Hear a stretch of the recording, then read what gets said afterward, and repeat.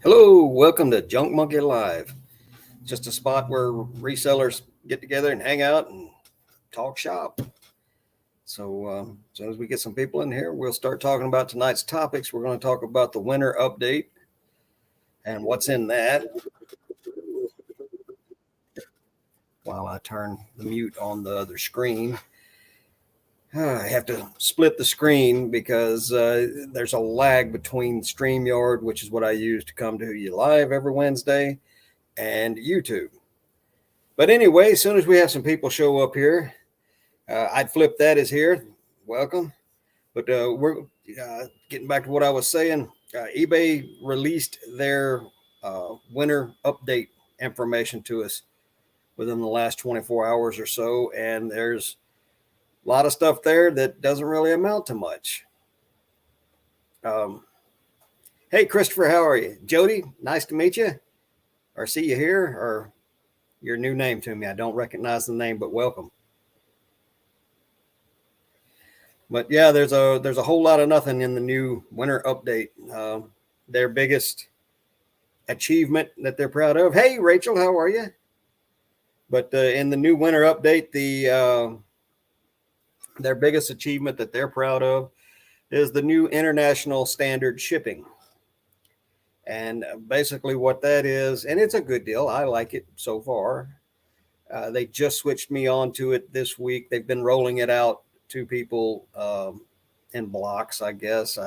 It's been out for several weeks now, and I'm just getting it this week. But anyway, instead of sending everything to Kentucky like we used to do with the global shipping program, now they have different places where we'll send it, and just like global shipping was, but it's in different places. And then from there, they will ship it to your international customers. The biggest change is that international customers will now be able to return items. However, it's not going to cost you and me anything. eBay handles that 100%. At least that's what they've told us. We'll see how long that lasts. There's still no update on the getting paid for immediately for offers. People still have 4 days to pay for items instead of paying immediately. Come on, eBay. Y'all can do better than this. Hey, Marie, how are you? And that's about it. Oh, the biggest thing that they did that is going to affect all of us is they have raised final value fees across the board. Now, I haven't actually went and read the whole thing. Mountain Man Treasure put out a video today where he talked about the raise in the fees. There were so many different categories where they raised things, and they say it's just a little bit, but it's a little bit here, a little bit more over there, a little bit less over here. I try to set my promoted fees to be 9%, which will bring my total final value fees that I pay eBay up to 20%. Until I researched it a little more, I went ahead and I did a bulk edit today and dropped everything down to 5% on the promoted fees, because the highest final value fees you're going to pay is a little over 14%. I didn't want to figure out the point, whatever it was, so I just dropped it down to 5%. That way, if I sell anything in that category, I'll be 19 point whatever percent.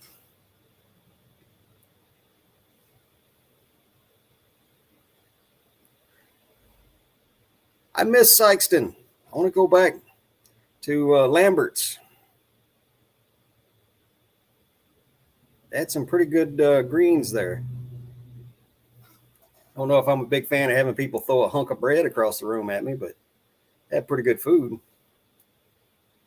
But yeah, that's what eBay's up to this week. And I don't know if you guys have noticed it, but the site has been really glitchy lately. But we're working through it. Sales are just terribly slow for me right now. I don't know how it is for you guys.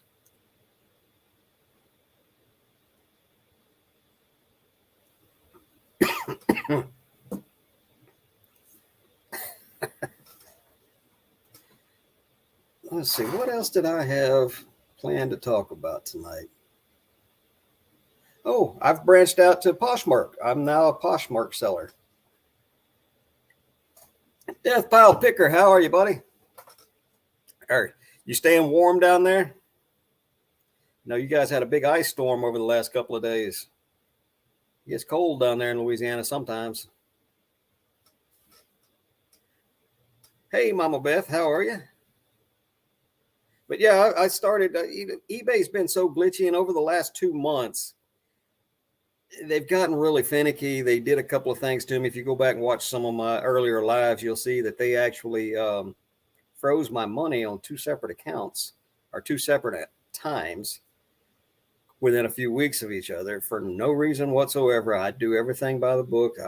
I'm top rated plus seller, 100% positive feedback, the whole rigmarole. And I've seen where a bunch of people are getting in trouble. Just today, I saw where a guy got in trouble because he had a knife listed that he's selling on eBay, and they had just put him in the new international standard shipping, which made that knife available in the UK. So he got a strike on his account for offering a knife to the UK. So we will see how things like that play out. But eBay in and of itself is getting very finicky, in some cases, out of the blue, they can become very difficult to do business with.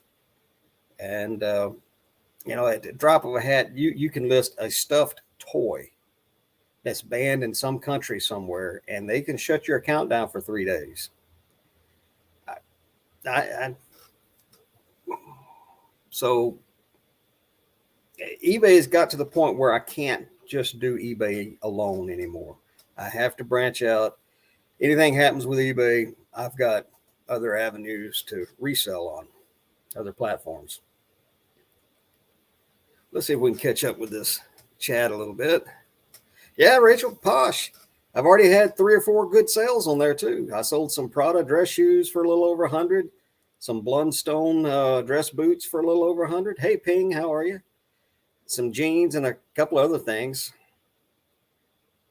So yeah, Posh is doing pretty good for me. I'm seeing a lot more traffic on Poshmark than I have on eBay recently. The last 3 or 4 days, barely any views at all, barely any sales at all. I had no sales yesterday, and I've had 2 sales today, small ones. None of my new listings are getting more than 1 or 2 views. Most of them are getting 0 views. SSK Promo Ken, how are you tonight, man?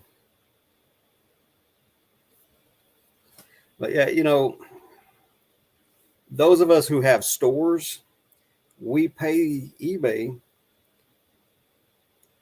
for the privilege of having a place to do business. And if they're going to make it more and more and increasingly difficult to do business, those of us who promote, we promote so that we pay extra so that our items get seen earlier. And if our items aren't getting seen, money's getting shut down, not available for us. They're taking up to 4 and 5 days to process payments to make it available to us.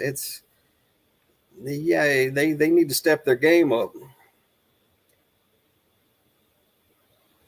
And over the weekend, I did a massive purge on my store. I went from right at 500 listings and all the way down to less than 300 listings. But in the same time period, I also listed a lot of new stuff and relisted some of the old stuff. So I'm back up to close to 400 now. I have to give it a look. Let's see.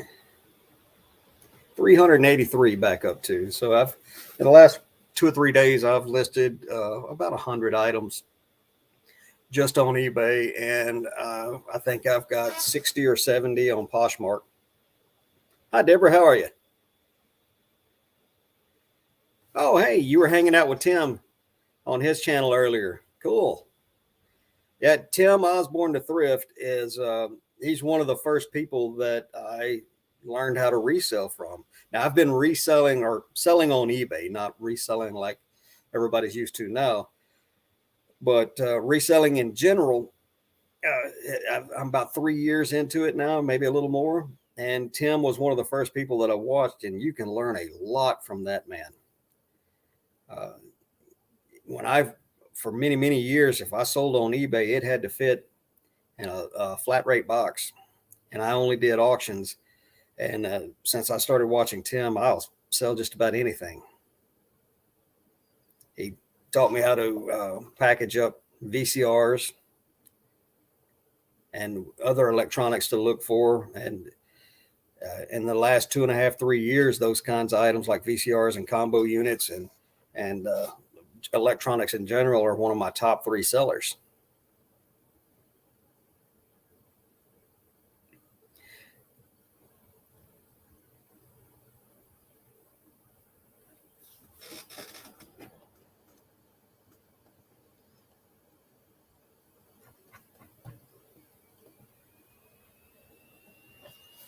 Hey, I'd flip that. Thank you for the subscription. I appreciate it. I plan on doing some pre-recorded videos this coming year. I've got several things in the works, but one of the things that top on that list is learning how to edit. I've been making videos for a lot of years, and I started out early putting them on YouTube, but I'm a one-shot wonder. I get it all in one take, or I don't get it.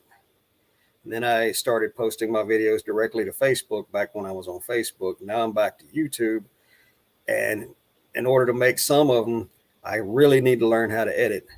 Julian, the bearded thrift machine, is here. Hey man, how are you? Julian, would you like me to send you a link? You come in and be a guest.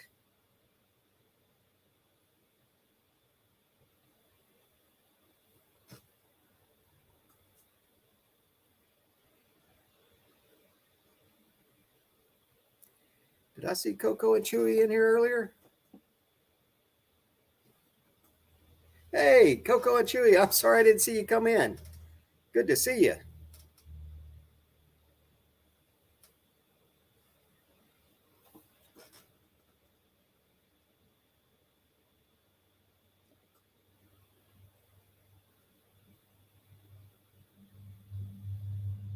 I'm gonna give some of you guys some moderator powers here.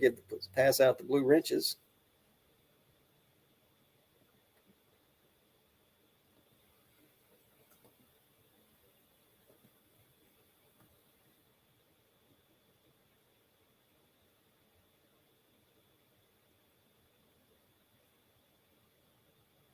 There we go. I think I got everybody. Packing some orders, man. Be blessed, because a lot of us don't have much to pack. I sent out 2 items day before yesterday, and I've had 2 items sell today. So today I shipped nothing. It's the first 0 sales day I've had in a while.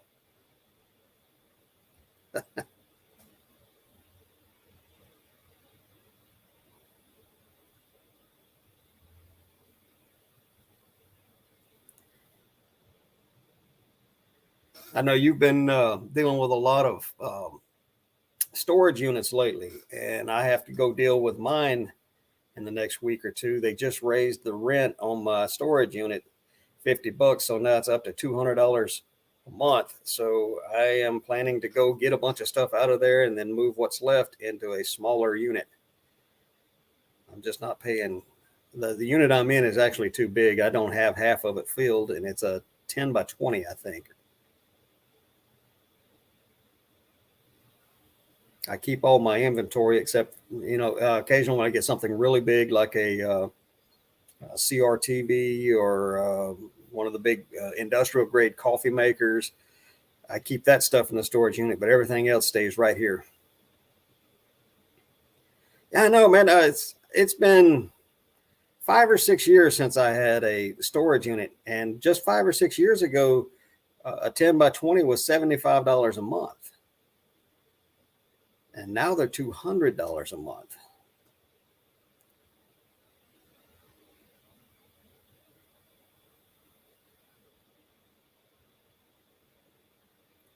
Colin's on the move. Chrissy, are you in here?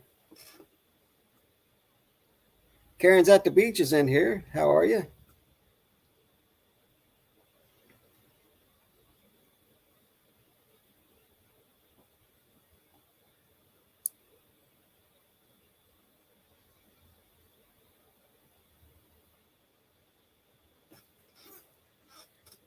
Cindy Y, I think you're another new name. Thank you for coming in. Marie, really, it's more up there where you're at? I might just, this kind of money, I don't think a small shed would be more expensive on a monthly note than paying for a storage unit.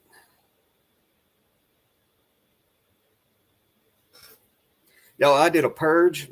I'd got rid of a bunch of stuff that wasn't really death pile stuff. It's just stuff that accumulated that was never going to sell, including probably 500 or 600 VHS tapes and the cabinetry to put them in. And then I purged my store, a couple of hundred items. I took a literal truckload of stuff to the dump yesterday.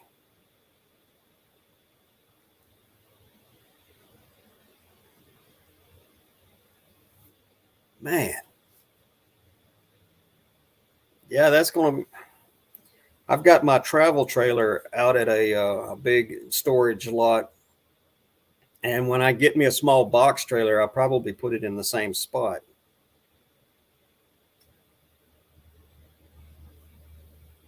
Funny story about that RV storage unit or storage lot. Last time we took the trailer out, I know very good and well that I had 2 full tanks on there. And when we went to get it, it had 2 different tanks and they were empty. They didn't quite fit my rack right. Mama with the cameras here. Howdy. Tina's here.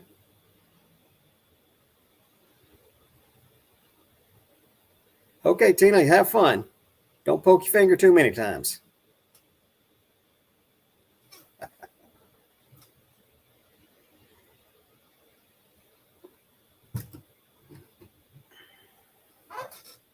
Is Angie here? Man, this chat's moving.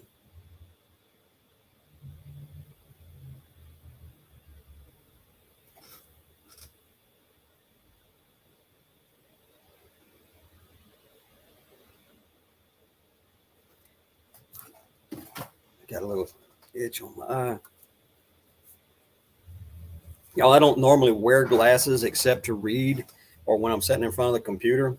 When I put these things on and look at myself in the camera, it looks like I'm wearing Coke bottle bottoms.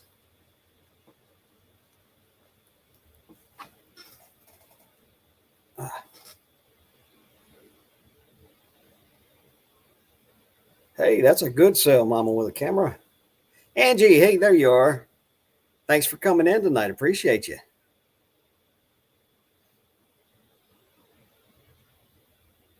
Yeah, I'm supposed to be listing too. I've been listing a lot over the last few days, and then of course I had to go out today, so I was like, hey, while I'm out, I might as well take a look. Of course, I came home with another truckload.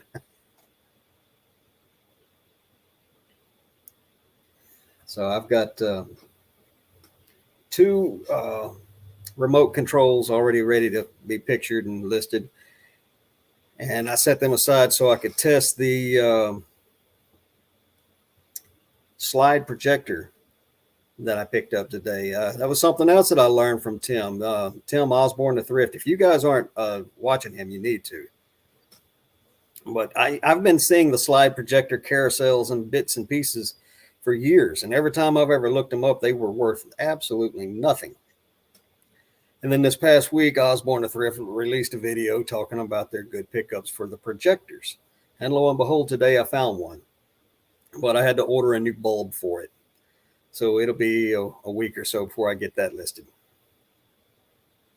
Never too cold for ice cream. Tim's very down to earth, very transparent. He'll answer just about any question that isn't too personal. But pertaining to reselling, he'll answer questions for you all day long. He was live earlier today. Oof.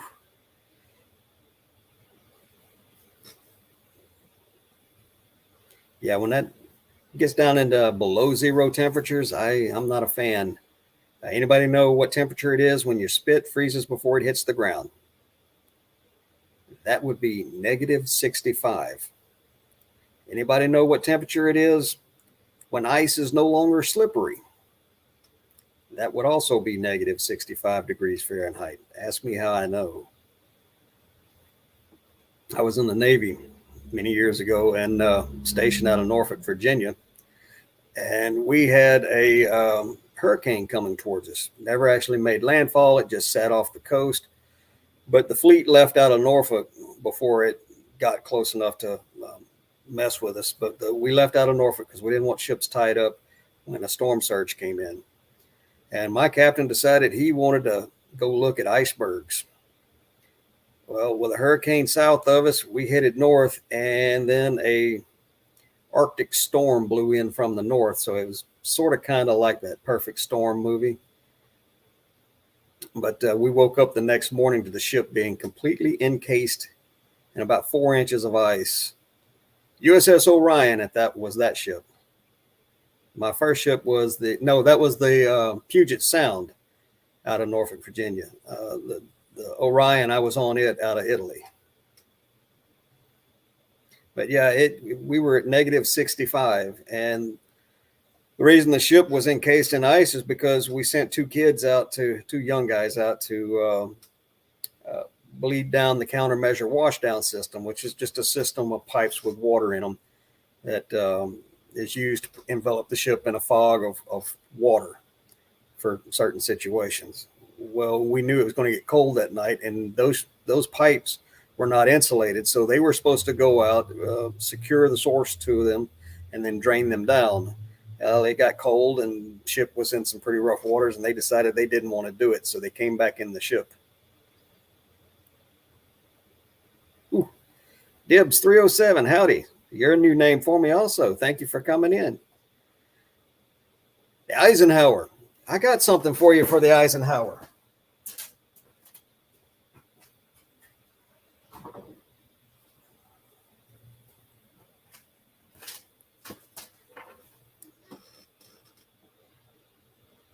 My dad was a plank owner on the Eisenhower. I've been on the Eisenhower before when I was a kid.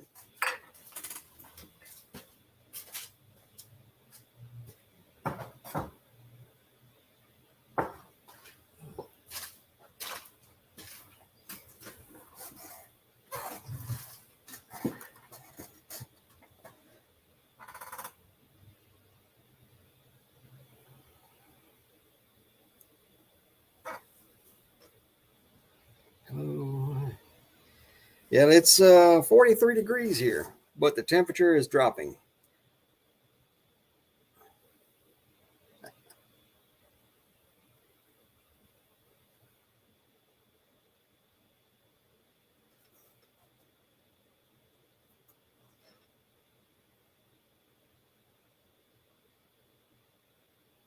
Land Sharp Picker, howdy. Thanks for coming in tonight. You know, these talking points that I come up with when I do these little lives, I always think it's going to take me longer to talk about them, and normally only ends up being a minute or two, and then we just shoot the bull for a little while.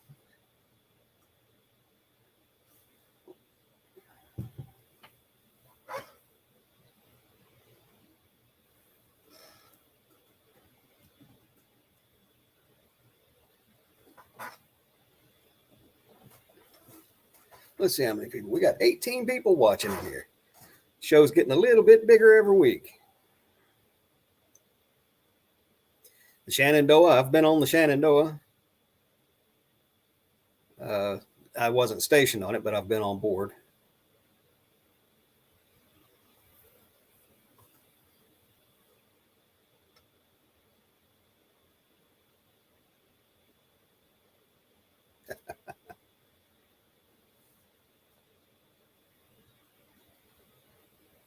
Yeah, y'all hit that thumbs up. I'm not monetized or anything yet, but who knows? That might happen this year.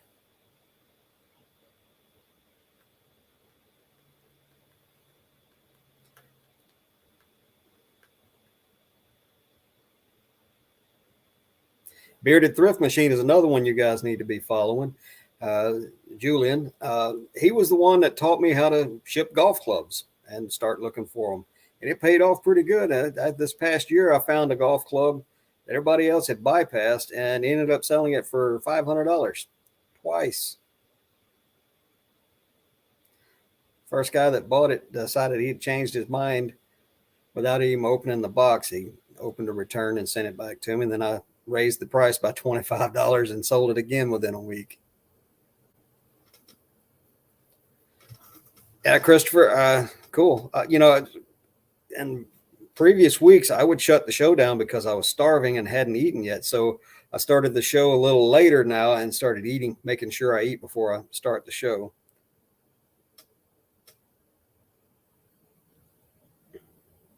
Yeah, I don't plan on becoming a YouTuber.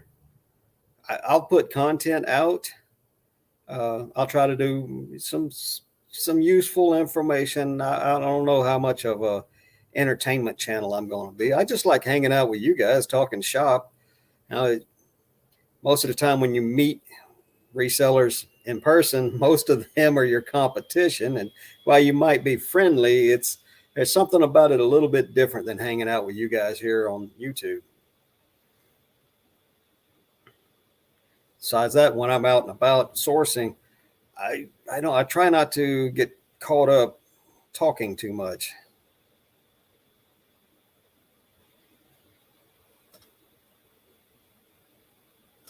The golf club was a Texas Brothers wood. It's a persimmon wood, and it had the state of Texas made in brass on the bottom of it.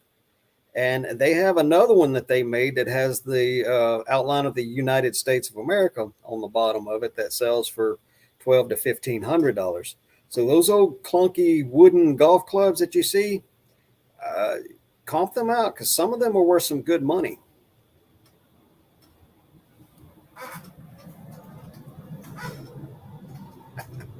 Yeah, Coco, we're big timing now, aren't we? We got 17 whole people in here. I think one of those is me, so it's really only 16.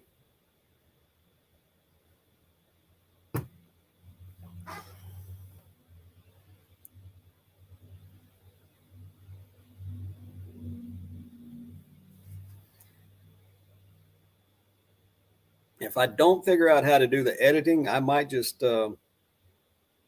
other than doing these lives, I might just do shorts. They've monetized those now, so. Eh.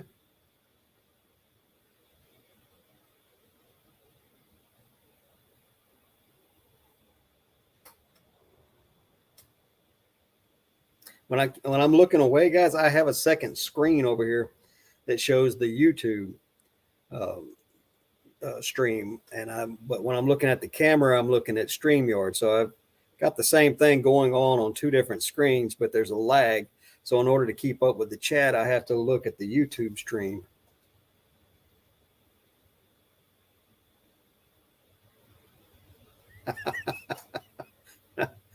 I don't know how tall some of these people are.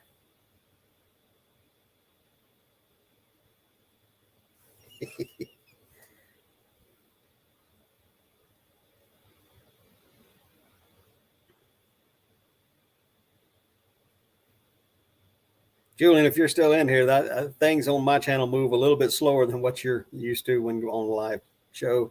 Hey, Roman, how are you?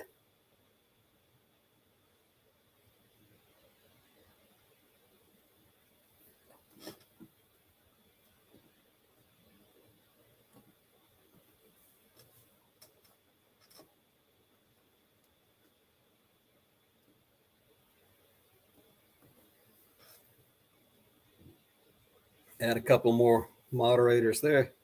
I do that so you guys can drop your links and stuff. And feel free if you have a YouTube channel where you put out content, drop your link.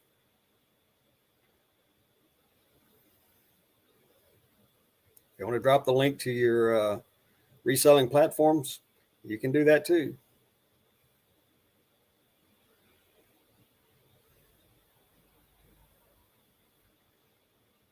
I was in Tim Osborne of Thrifts live earlier tonight, and one of his people were asking who he could get or was interested in somebody reviewing his store for him, asking if somebody still did it or what it was. And it's actually better, instead of having one person review your channel. I know you haven't, Julian, or I'd have been there, but you used to be with Kat every Tuesday night, and I know keeping up with her chat can be pretty um, tough, challenging.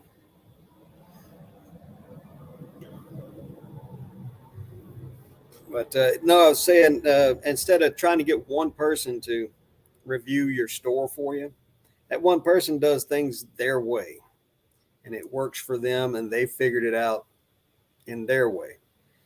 If you get a second person to do it, well, they've got things figured out a different way and may think the first person you had look at it is wrong about something. And next thing you know, you're confused. It's better just go look up their stores, look through, look how they do their pictures and their listings and their uh, item specifics and their and everything, how they set it up, how they do their shipping, and find the things that you like and incorporate those things into your own store and build it up your way. Take a little bit from everybody. No one person has all the right answers.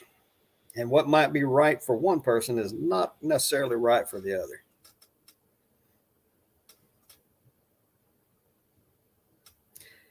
Yeah, her chat is unreal. She would have 500-600 people in there and just look like a ticker tape going by.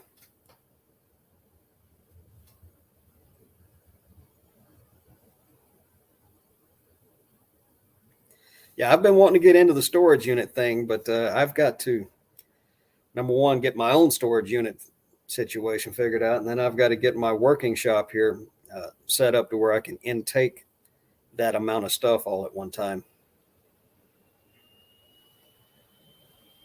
And Julian, correct me if I'm wrong, but there's a lot more involved than just going to the auction and paying for the unit. There's a lot of work, which everybody pretty much assumes, but there's a lot of other costs, like making, like here for me to make a run to the dump, the bed of my pickup truck cost $26 and some odd cents every time I go through there.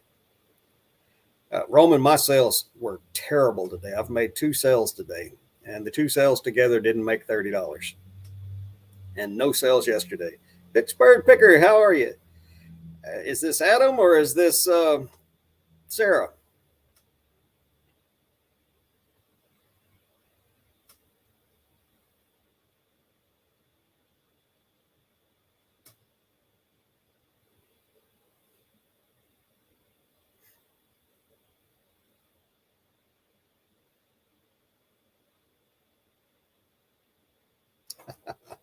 All right, cool.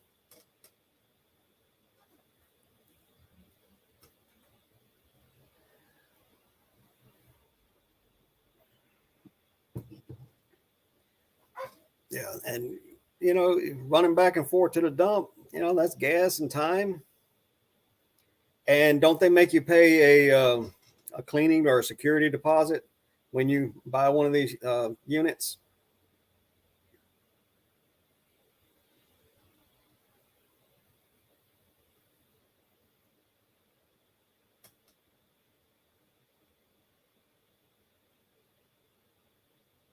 Hey, Sarah, how are you? Are you guys still down there with Kevin?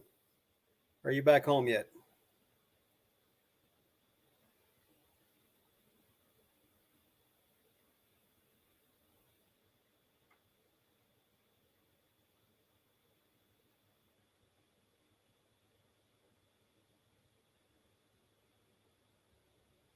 Home just for the weekend.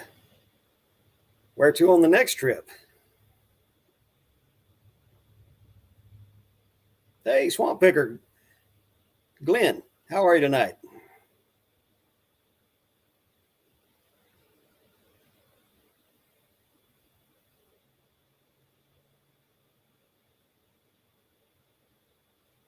Jill, what kind of time frame do they give you to get everything out of one of those units? Erie, Pennsylvania. Sarah, anytime. In fact, if you want, I can send you a link and we can talk about that thing now.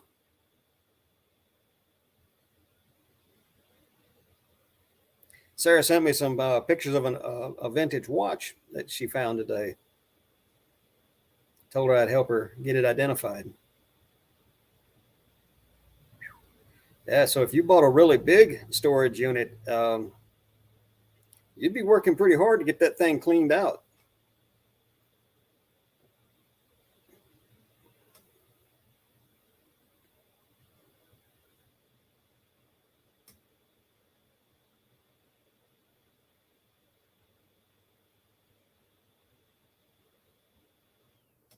I mean, if it was a small one, I could see that.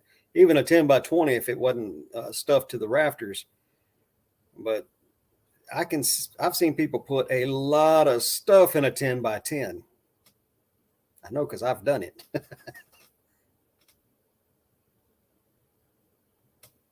That's when you really need 2 trucks and a trailer. Put the keeper stuff in one and load all the dump run stuff on the other.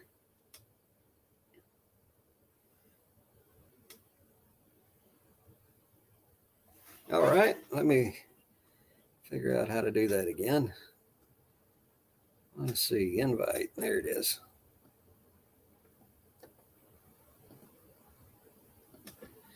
And let's get over here and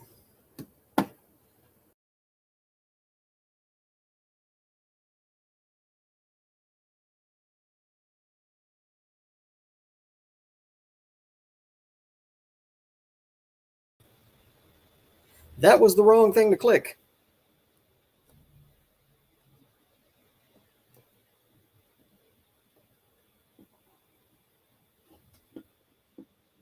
All right, try this again.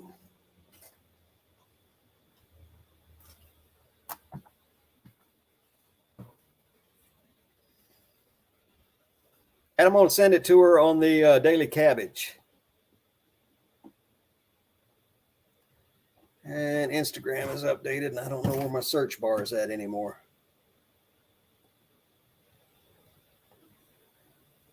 There we go.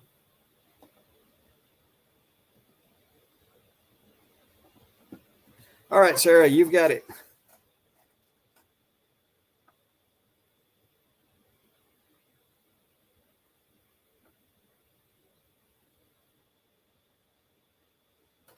Now let's see. Sometimes I've got a wireless mouse, and if I don't move it for a minute, I have to click it to turn it back on. And apparently it wasn't asleep when I clicked this time.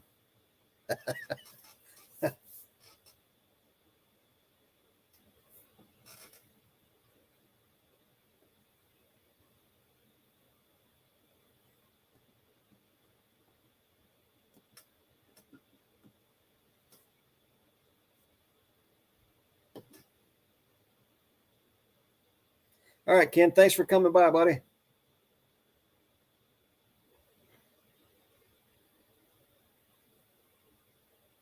When I'm in here working, sometimes to keep my computer from going to sleep, I'll put a video on or something, and I've got wireless headphones that I wear around the shop. Not that I'm actually listening to it. I'm just keeping the computer from going to sleep. So when I get done with whatever I'm doing back behind me here, I can come back over here and work on the desktop without having to wake it up every time.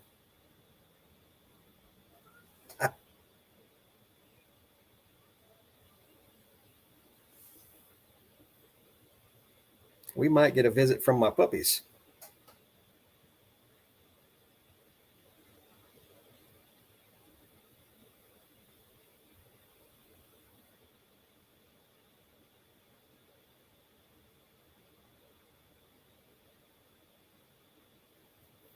Good night, Ken.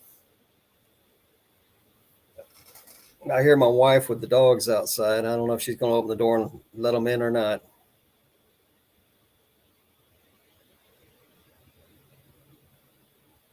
We're going to be having puppies in the next 6 to 8 weeks or so. So if anybody wants a sweet little Yorkie puppy in their life, let me know.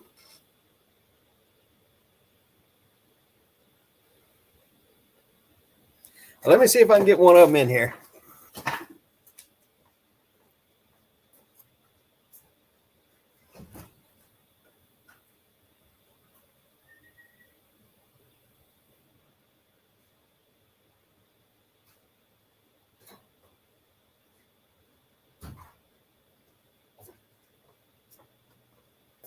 No, they'd already went back inside, guys. So no puppies tonight.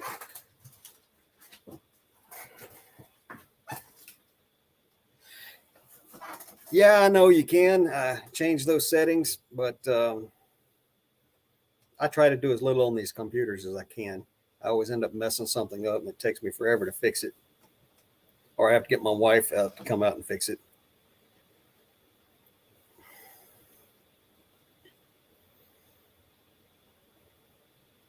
Maybe next week I'll get the puppies in here. I'll send the wife a message, text, and see if she can get them out here.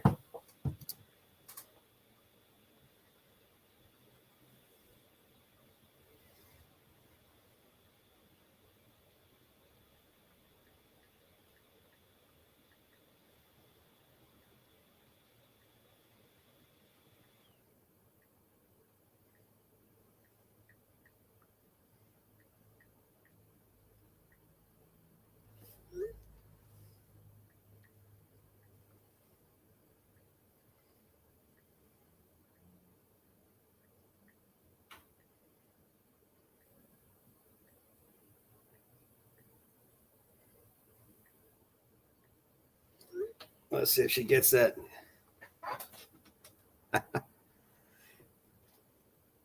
So I sent her a message. Hopefully we'll have some puppies in here in a minute.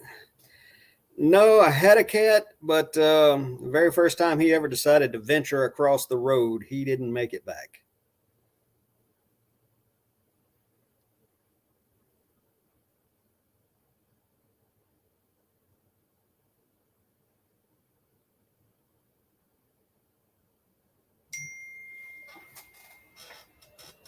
Yay, she got it. I'll see if I can't get them in here.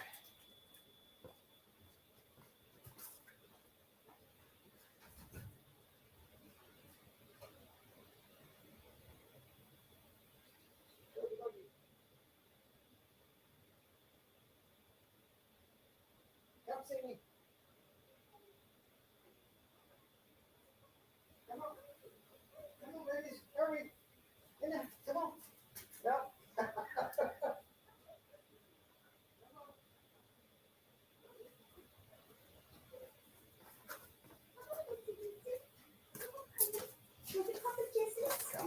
Come see me.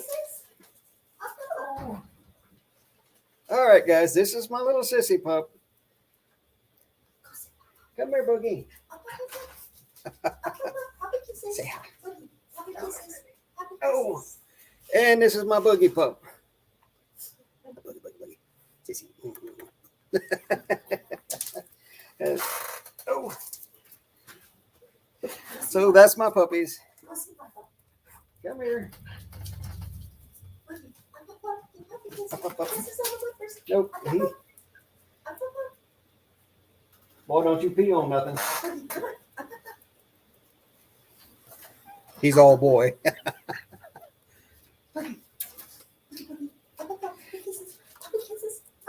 I do have free returns. Boogie, come here. You're busy.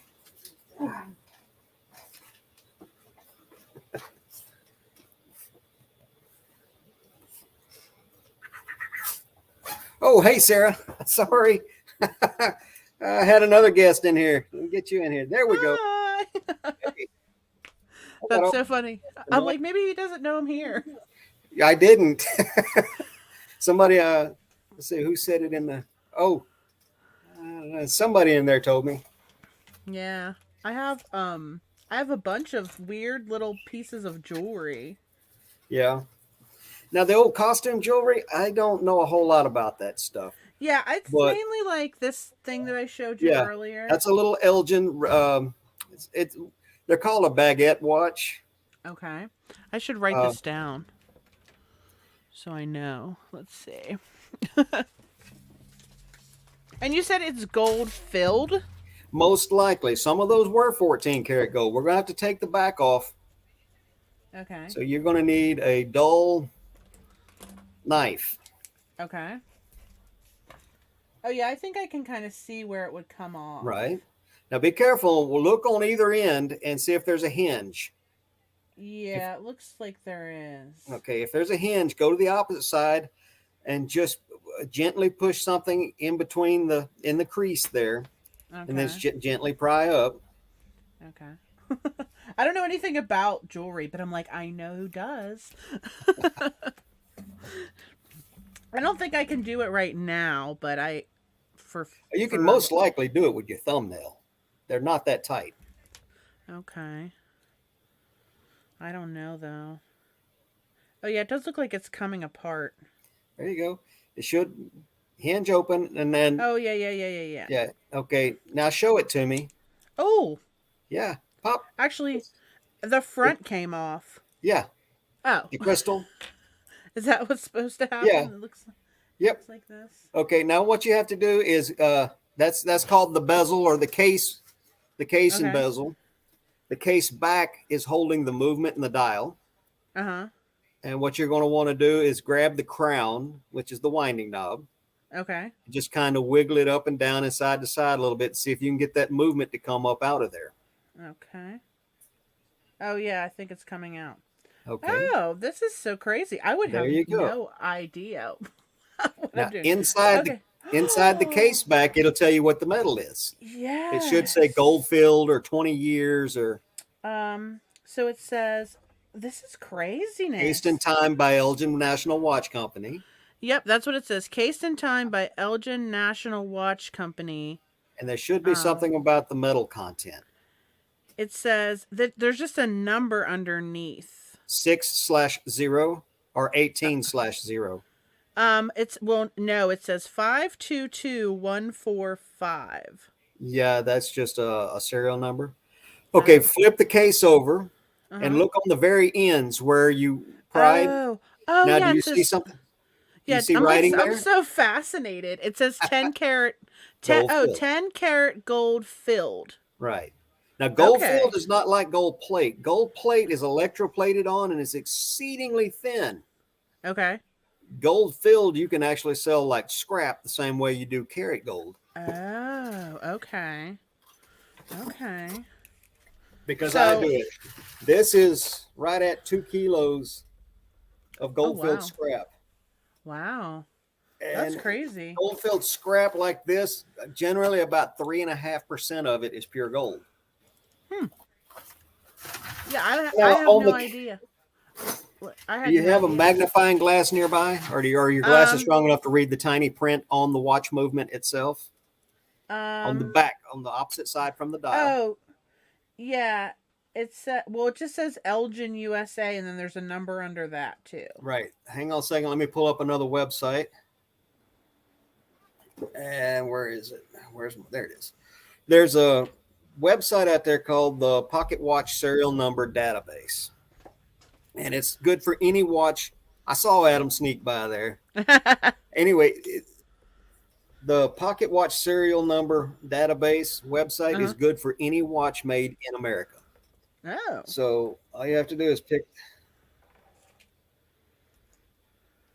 and I'll drop the link for this in the chat here in a minute. Read that serial number off to me that's on that movement. 351 351 894 894 95. 95.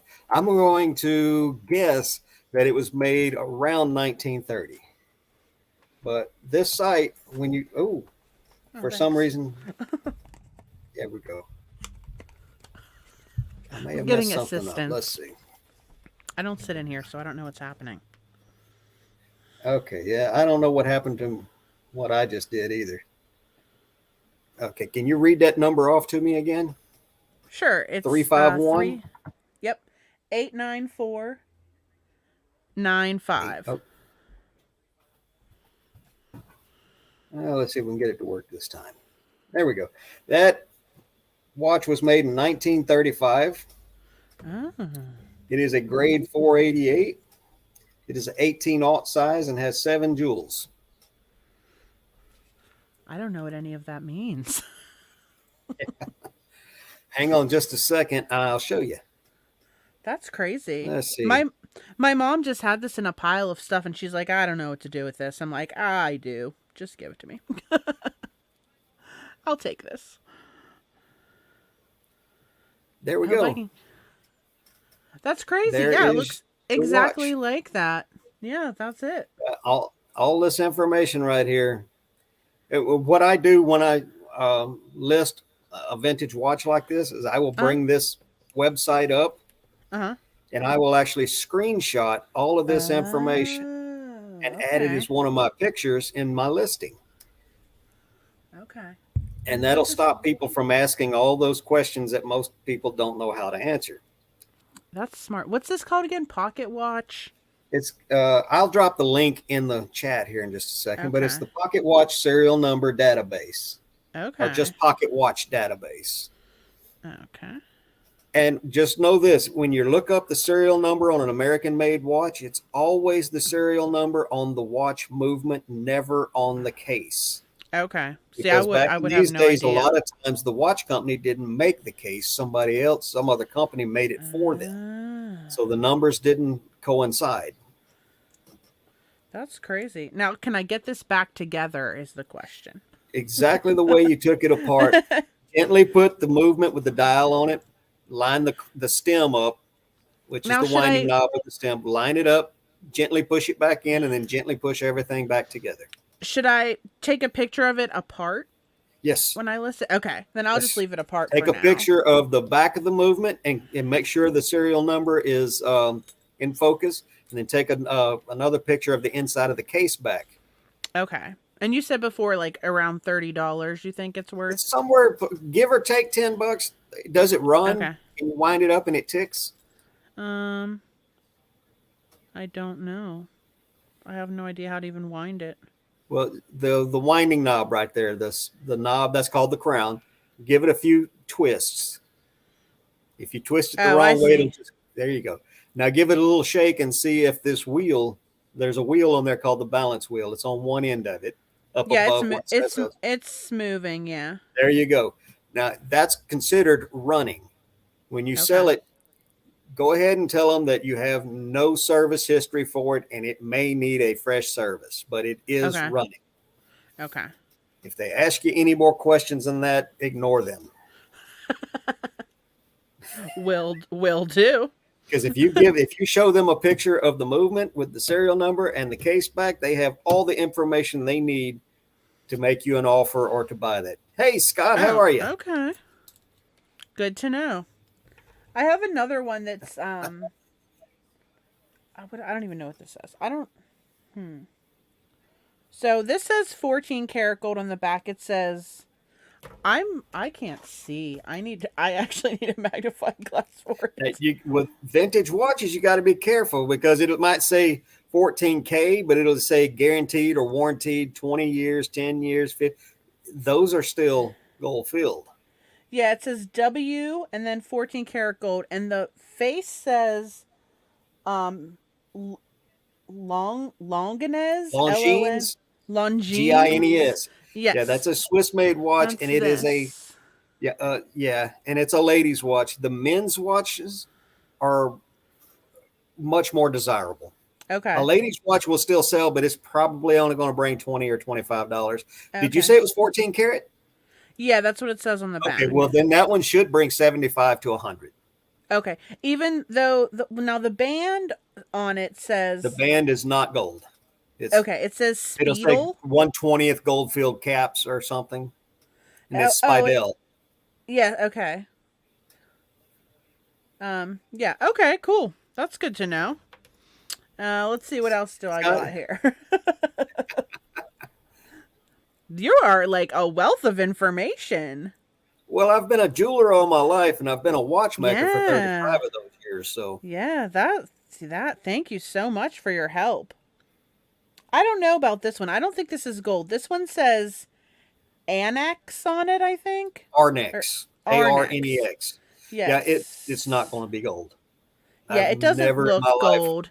It's just Yeah, like a little. that's called a lapel watch. Is this like anything, or should I just not Yeah, I mean, you bother? can sell it. It'll sell if it's running. It should bring $20 to $30. Okay. Okay. So that's not bad. I think that might be all I have. I do have. What else do I have? Oh my goodness, I can't even read half of this stuff. Oh, I have. I don't know if this is like a tie pin. This says swank on it. It's like a Yeah, that's a little. tie bar. Okay. And it Swank was says. it's Swank is costume jewelry for men, Okay. It and they says. made cufflinks, tie bars, tie pins, lapel pins, and they even made a few rings here and there. Okay. So if I look up like Both the ghost patent, stickers in the house. the patent number on it, I would be able You to could find look it out. up, but you'll spend Okay. more time looking it up than the information you got back would be worth. Okay. It's basically a tie bar. Cool. Good to know. Thank you so much. Yeah, And I and don't know. Swank, with some of the Swank stuff is valuable. Hmm. Right now, retro and vintage is way in style across the Yeah. board, including men's jewelry and men's Okay. cufflinks and tie bars and things like that. There are people out there that collect it. Okay. Yeah, what else do I have here? I have this pin and there's some kind of marking on it. It looks like it's I have to maybe it says Von Dell. I don't know. It's like a little. Yeah. Is it like a brooch pin? Yeah. Vintage And brooches are hot, I think it says but I Von don't know Dell. anything about the people who I was a jeweler. I dealt with gold, silver, platinum, and not Yeah. much silver, but a lot of gold and platinum. Yeah, I'm trying So, to see what but this the says. costume stuff, you can't really work on it Yeah. much. Not with a jeweler's torch and files and things like that. You'll destroy it. So we so I don't have a lot of experience with the costume stuff. Yeah, I don't know. Oh yeah, Von Dell. I can't see what it says. I think it says 12 carat. Does that is that a thing? 12 do 12 they karat make gold does exist. You don't really see it that much. Oh, it says It it looks like might it say says 1/20th. that's what it says. Yep. 1/20th is gold filled. Okay. Yeah, that's what it says. 1/20th 12 carat. And then there might be something under past that, but I can't read it. Yeah, it might just be a PAT and a number, or Okay. or a maker's mark or something. But Okay. if that's old enough to be gold filled instead of gold plated, it is definitely vintage. Okay. So Yeah, I think it might have actually been my grandparents. yeah, Some of this stuff, so. Okay. and nobody's really done gold filled since probably the late 50s, early 60s at the newest. So if you Okay. find anything that's marked gold filled, you can just about bet that it's vintage. Okay. And what did I'm sorry, what did you say the difference was again between gold filled and gold Okay, plated? gold plated is electroplated on. It is Okay. microscopically thin. Okay. Gold filled, they will actually take a sheet of gold, two sheets of gold, and they'll put a sheet of brass or copper between them, and then they will press it all together in a rolling press Mhm. until it mechanically bonds to itself. So it's a really thick Uh layer of gold. yeah, because it definitely whenever I saw like some of these, I thought like maybe they were solid cuz it doesn't like it didn't look like it was wearing off like the Right? plating does Yeah. sometimes, so that's good to Yeah. know. Well, one of the things to check for is the high points on gold-filled stuff, because gold-filled stuff that was really loved and worn a lot, the top sharp corners, any high wear areas, Mhm. that's where you check first to see if you see discoloration of brass or copper. Mhm. Okay. Cool. Thank you so much. That's awesome.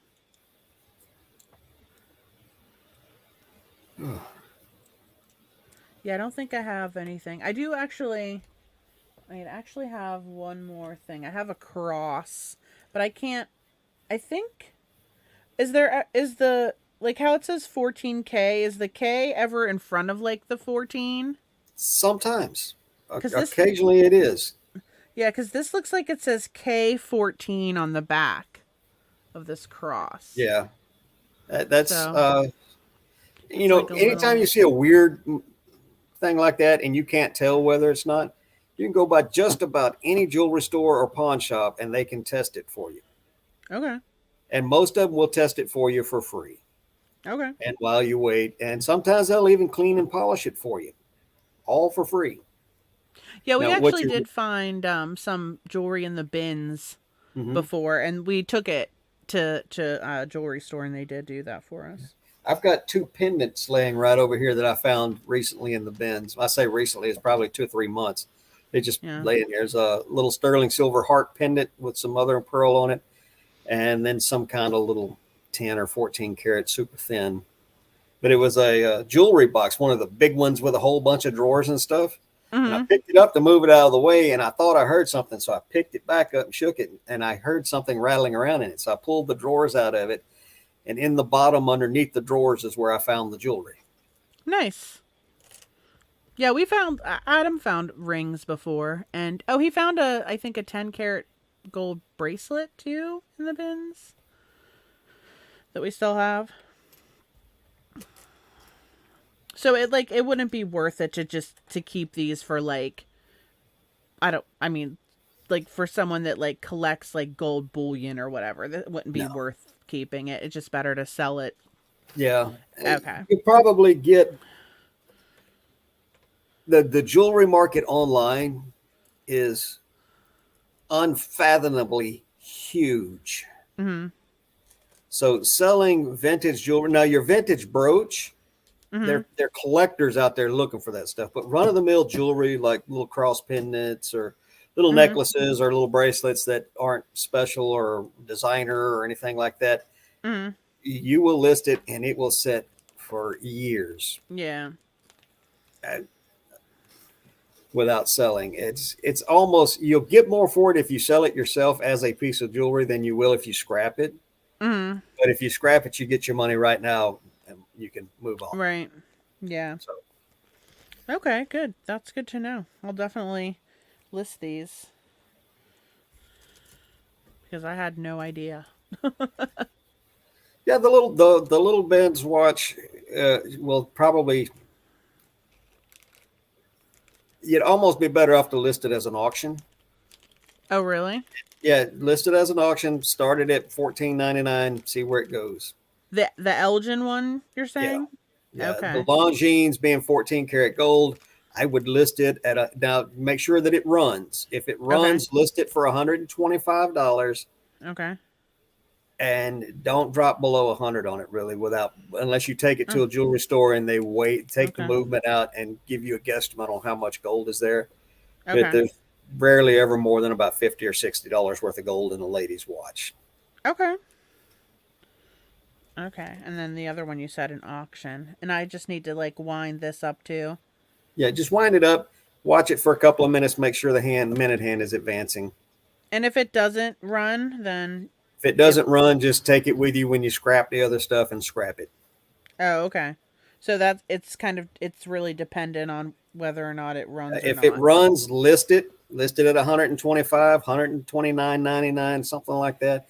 Turn on offers and take anything really north of 75. Okay. All right. Good to know. Good night, Glenn. Thank you for stopping by, man. I appreciate you.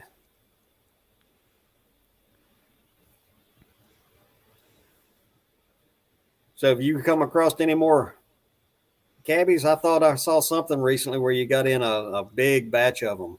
I always get big batches in because I'm always looking for them, but I did just get a bunch today and I just finished cleaning them. They're drying now, but I haven't really been posting because I've been blocked off Instagram until Friday. Really? I can only when we were on our way to Kevin's on Friday, Uh, I was in the car and I was like liking things and I was posting and I was following people. And I guess I did too many likes and follows and everything. Really? If you do more than like a certain amount per hour, then you get blocked because they think you're a bot. Why don't they just send you one of the little capture things and to prove you're not a bot? Yeah, they did. They wouldn't send it to me. I've emailed them every day. Um, and I keep telling them that I'm not a bot, and they have not unblocked me. Friday, the February 3rd, is whenever I'll have like full access again. But it really stinks because I It's like can't they like picking on post. your account. What was it? I know. 4 or 5 months ago, they Yes. wouldn't let you back in. You thought you were going to have to start Yep. over from new. Yep. I've had so many problems with them. But yeah, so I haven't really, I mean, I've sold some this week, but not nearly as many as I do usually because Right. like most of my, I'd say like 75% of my sales are from my Instagram account. So Yeah, I know you post on there a lot. I like yeah. everything that comes across mine when I get a chance to check it. Yes. Yep. So yeah, I'm blocked, but I can still message people like DM, and I can still post Right. stories, but I can't like any stories. Ah, And I can't like any posts, and I can't comment. mm. It's like it's so stupid. Make a So short yeah. video of yourself and make that a story telling people why you're. Yeah, I have put on my story that I'll be back Friday, so That's one but thing I so don't miss about social media platforms. yeah. And I was in the car. I was bored. Adam was driving. So I'm like, I'm going to like see like what other, doll Instagrams I can follow, comment on some people's stuff. Yeah. And And you I know what? just You got being out of away from hand. your house and away from your usual area Yep. probably sent the red flag up. Yep. And then they saw how Yep. much activity was going on. And then they, Yeah. Uh-huh. That's what I said too. I was at first I was like, and then because I've done it before just sitting on the couch watching right, television, but a couple people were like, "Oh, you know what? I bet because of your location too, they thought that it wasn't you." right. So Yeah. somebody in the chat had a question about a watch. Let me see if I can make sure I'm not clicking out of the live again. There we go. Dibs, dibs, dibs.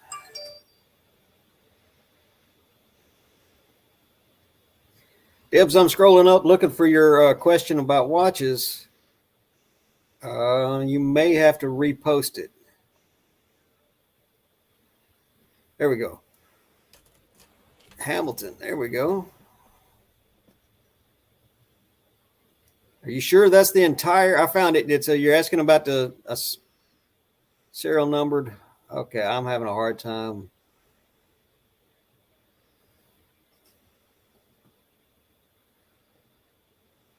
All right, it's. Let me try it from over here.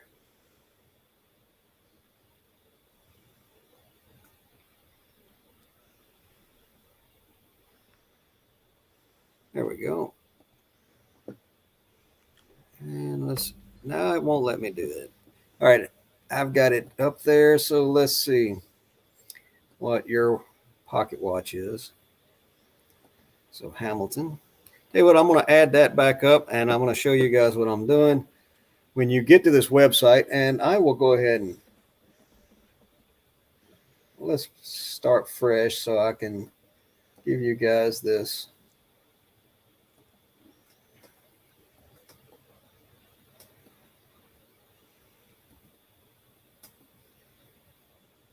All right, guys, I have dropped the link to this site in, and we are going to look up this pocket watch. So what you do when you get here is you select the manufacturer.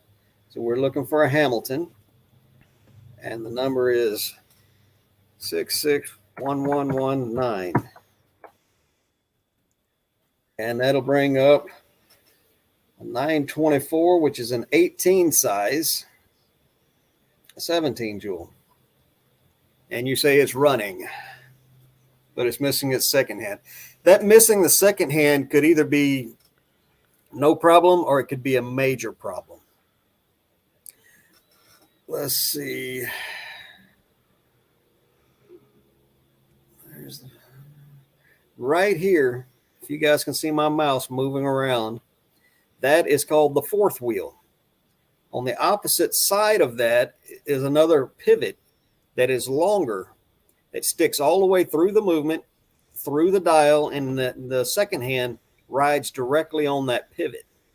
It is very fragile. And if that pivot is broke off, what you really have is a parts watch, even though it's running, and it's probably worth somewhere in the $50 to $75 range. Now, if you go get that watch serviced, it's probably going to cost you about $150 to $200 to get it serviced and a new second hand put on it, and possibly a new crystal. The problem with that is, at that point, your watch is really only worth about $150.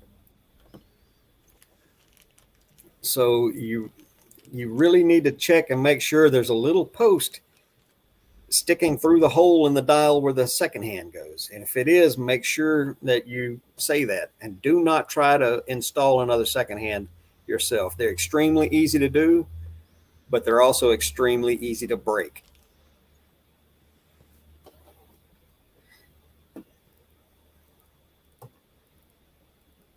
Sarah, I'm getting the hang of this kind of stuff a little bit. Enough to do what I'm doing. I don't know how to do sound effects yet, but Adam loves sound effects. I know he does. I'm like, I am not. I mean, I worked in an office for like ever, but I'm still not like computer literate. You know, as much work as I do on computers and on social media platforms for as long as I have been, you'd think I knew what I was doing. I'm Yeah, clueless. I feel like a lot of people are like very internet savvy, but Right. like when it comes to like the actual like workings of a computer, Right. I have no I idea. learned enough to get by to do what I need to do. Anything beyond that is Yeah. just added extra aggravation that I don't really need. Yeah. Do you like list on the computer? Or do you list on your phone? I draft on my phone. What I do is I pull up sold comps. I Mhm. click sold similar, and Mhm. or sell similar, and it creates a draft for me. Mhm. Through the draft, through the app, I will take my pictures, and then I will save that draft, and then I'll finish it on the computer. Mhm. That way, if I need to go copy and paste something like from the Pocket Watch database, I can copy, paste, drag, and do all of Yeah. that stuff. Oh, And that's it's easier smart. for Yeah. me to fill that eBay form out Right. from a keyboard than it is typing with my thumbs. I've got arthritis in my left thumb anyway, so and Oh, yeah. Yeah, that would make sense. I mean, if you're using those the information from that website, it would be easier that way. yeah.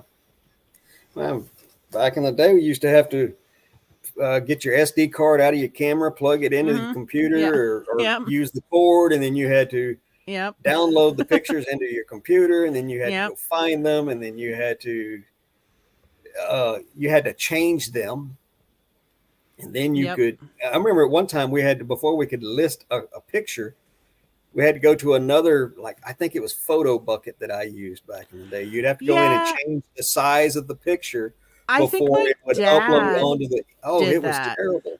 Yeah, because my dad, like when my dad was still alive, he sold on eBay a lot, and Yeah. I think I remember him doing this. My first digital camera for listing online was literally, I think it was a Barbie camera from Walmart.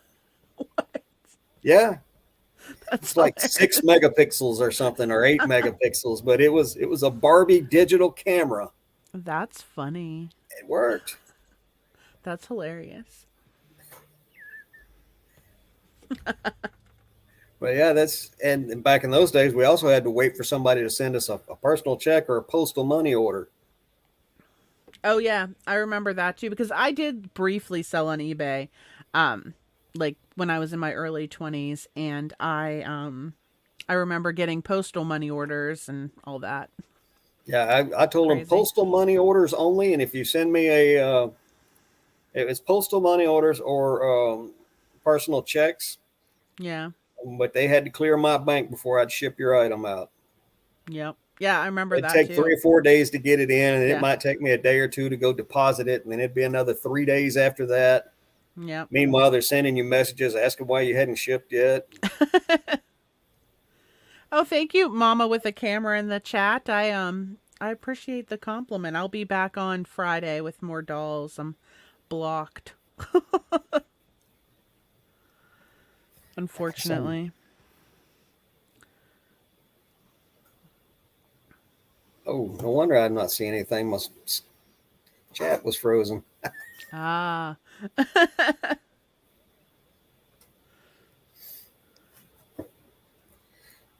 Scott, did you guys get any of that winter storm that came through, or did it all pass to the east of you?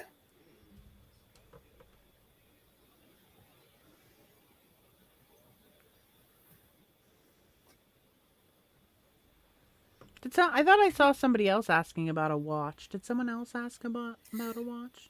I don't know. I Oh, did. Thomas Cooper.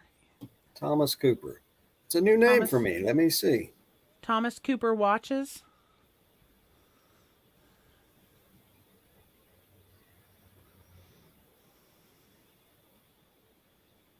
Oh, let me look on this side.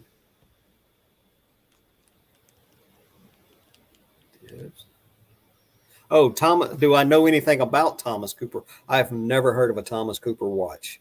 Hmm. When it comes to vintage watch, and even today they still do this, there's a term called jobber watch. And what it is, you can start a watch company. Anybody can start a watch company. You can buy your movement from one place. You can buy your dial from another place. You can buy your case from a third place, your bands from a fourth place, and you put it all together and you've just made a watch. And these little companies have been popping up for millennia. Really, they were doing it in the early 1900s, maybe even a little earlier. So a Thomas Cooper watch may be a watch that has an A shield movement in it, and it's just generic. Now, some companies, there's very few companies left out there today that don't produce their own movement. Rolex still does. Audemars Piguet, Omega still makes their own after a fashion. But everybody else in the world, somebody else makes their watch movements for them. Seiko makes their own.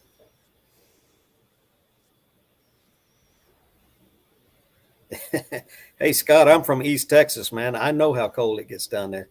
People don't realize that in East Texas, if it's in the upper 40s, lower 50s, that's cold Yeah. because of the humidity there.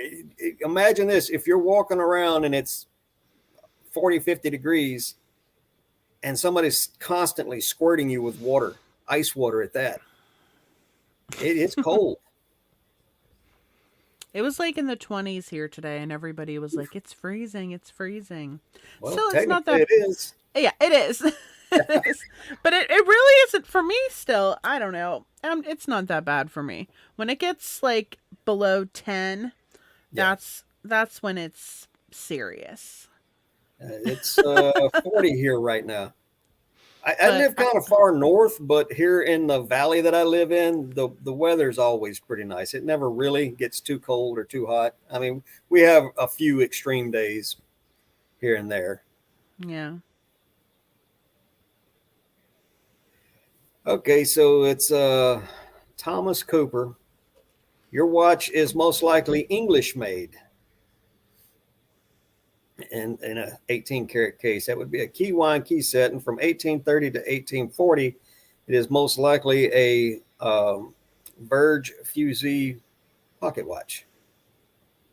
And believe it or not, they don't bring a lot of money unless they are mint condition and running and serviced. But a non-running Verge Fusee from the 1830s to 1840s, they don't bring a whole lot more than what their gold content is. And you're going to want to get that case tested. And when I tell you guys to go get something that's gold tested, try to find somebody who has a like a key. It's called a key tester, KEE.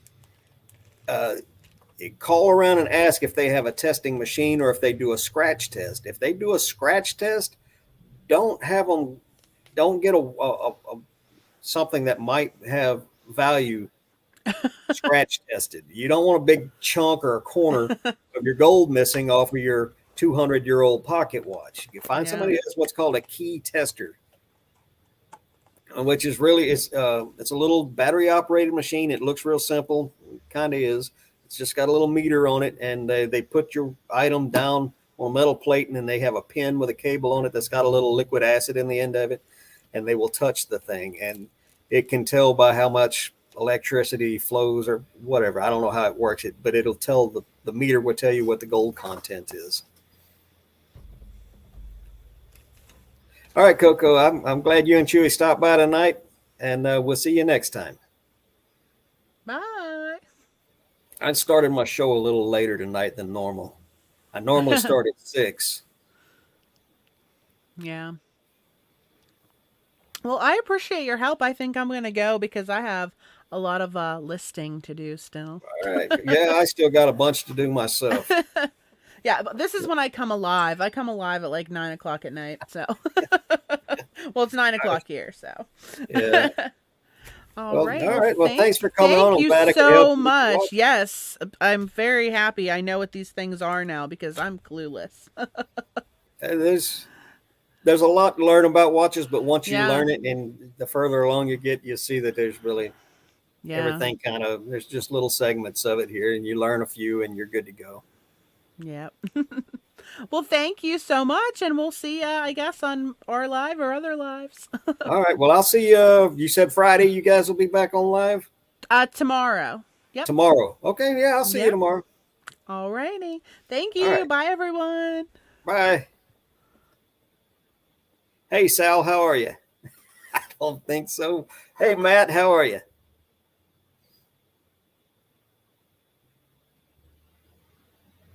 All right, Christopher, let me see what you sent me.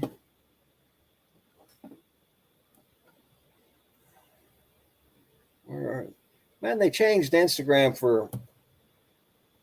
look of Instagram on laptop or on PC.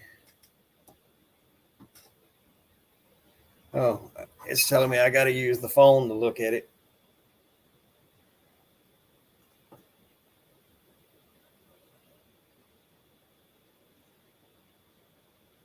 I hate that disappearing photo thing. Agassi.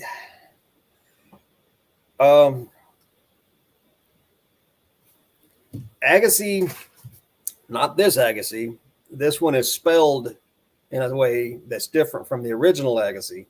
They're both pronounced Agassi, but the original Agassi watches were very high quality, very sought after watches. This one having a round dial on it. Christopher, does it have a sweep second hand on it? If it does, it's what's known as a nurse's watch. The jewels they're talking about in the watch, the 17 jewels, the jewels are basically bearings that the pivots ride in.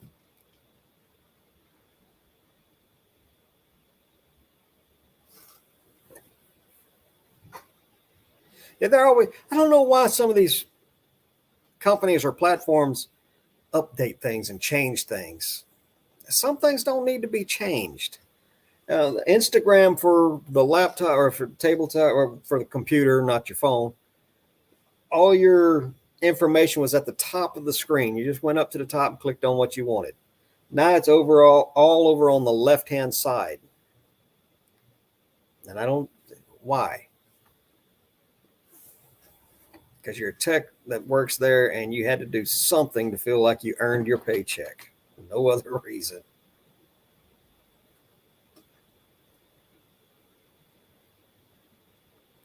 That's your grandmother's watch? Cool. Has a round dial. Saw that. Does it have a second hand on it at all, or just a minute and hour hand? If it only has a minute and hour hand, it's known by several different names. It'll be known as a dress watch, a dinner watch, or after 5 watch, or a date watch. It was basically, it means it was only worn during special occasions. It was not worn all day.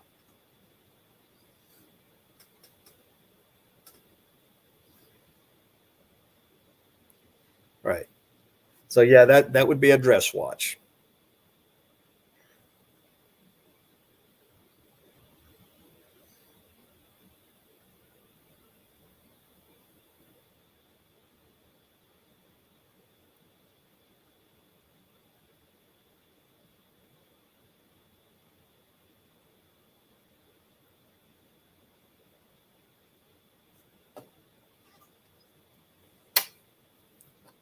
Corn. I don't have sound effects, guys. I can't play them for you. Maybe we'd get Adam to come on and he can play them for you.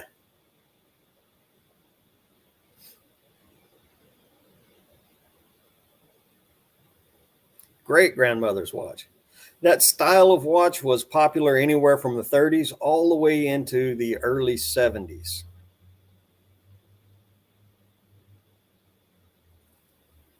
Your last name and watches, Pearlette watches. Okay. Huh.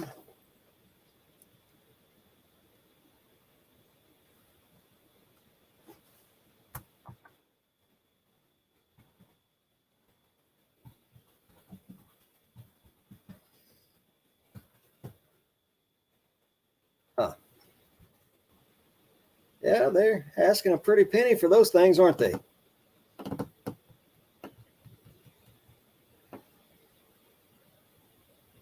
Oh, he invented the self-winding watch.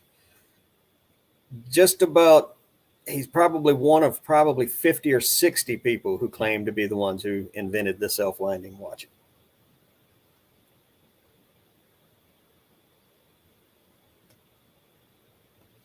Rolex claims they did, and I've seen watches, held them in my hand, that were made decades before Rolex came into existence.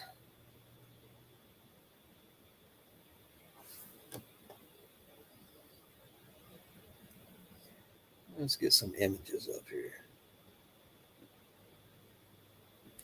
I see a lot of watches here that does not carry that name. Huh. Audemars Piguet, Schomburg, A. Longason, Panerai Luminor, Cartier, Lasciuta.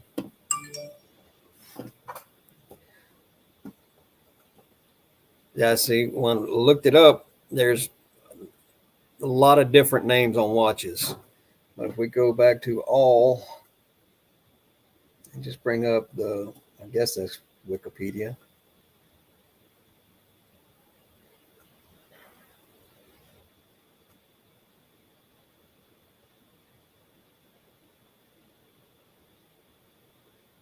The James Bond watch.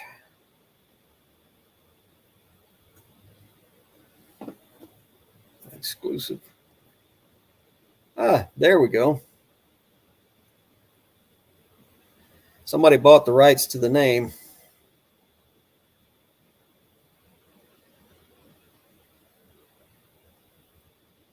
Oh.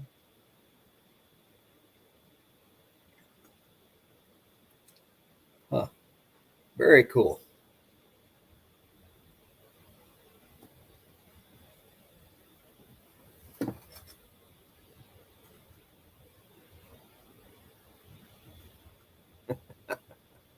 Hey, Kristen, how are you tonight?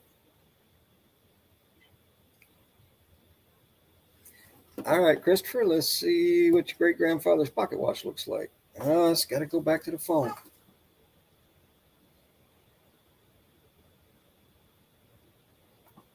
That is an Illinois watch.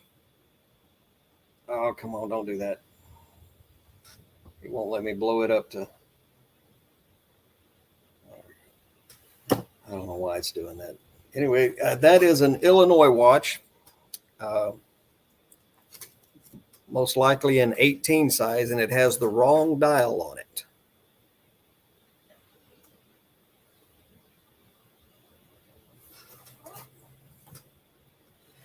I can't get to it any other way than this way, but anyway, that dial, old pocket watches that had that dial, that's a Roman numeral dial. Those dials were used on hunter case watches. That's the watch you would see in the old Western movies. The train conductor would pull the watch out of his pocket, hit a button, and the lid would open.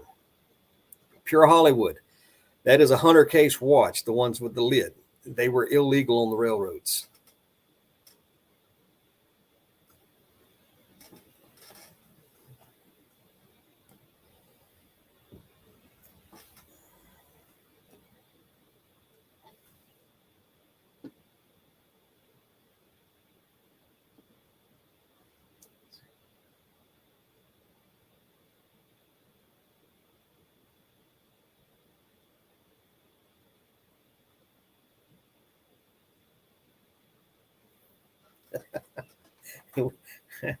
Well, Scott, you used to be a principal.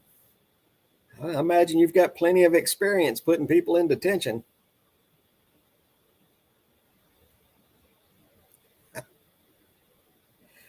Um, Ping, there's the American Railroad Watch set the standard in timekeeping, and the only way to do that was to set up standards for the timepieces themselves. In the early 1890s, there was a major train wreck. It killed a lot of people, and one of the trains happened to be carrying U.S. mail and a lot of it. And due to that, a man named Webb C. Ball was contracted to set up the railway timekeeping system. And that's also why we have time zones. So a watch had to be 16 size, which smaller than your Christopher's watch there a little bit. It had to be open face, which means as soon as you pull it out of your pocket, you could immediately see what time it was.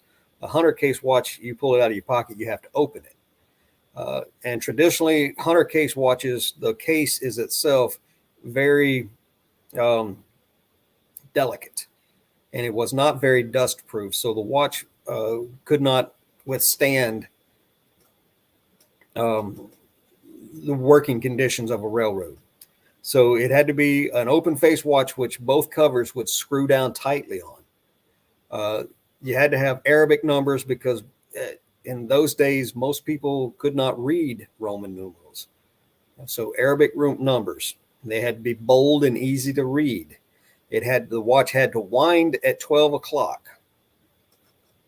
It also had to have a minimum of 19 jewels in it, a steel escape wheel, and be lever set. And lever set means you had to take the front of the watch off and pull a little lever out before you could change the time, because everybody that carries a pocket watch plays with the knob. And there's a little sleeve in there, and that thing would get a little wear on it. It would easily go into the set mode, and you would change the time on your watch. And on a railroad, timing is down to the second, even in the 1800s. So if you reset your watch, you wouldn't know it, and you would start a train down a track and into a head-on collision. And in fact, the vast majority of railroads would put a seal on your watch, and you would be responsible for keeping it wound, but you were not allowed to set it.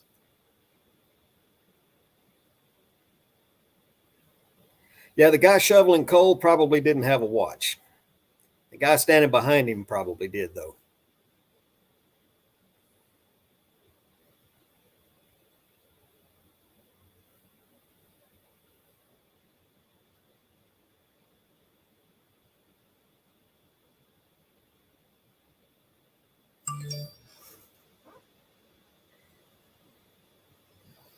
You're very welcome, Sarah, if you're still here.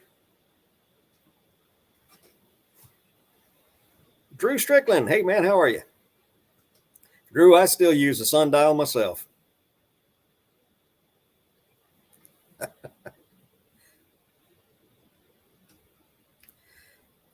No, you don't have an Apple Watch. You have an Apple wrist computer. Watches have gears. An Illinois watch. Illinois watches are one of the brands that are highly sought after. There is an Illinois railroad watch out there that's a very specific watch that has a very specific set of hands on it. And the hands for that watch can sell for anywhere from $600 to $1,000 for a usable set. Yeah, that was the whole pulling the watch out by its chain out of the vest pocket and hitting the button and the lid coming open, the train conductor on them old Western movies, pure Hollywood.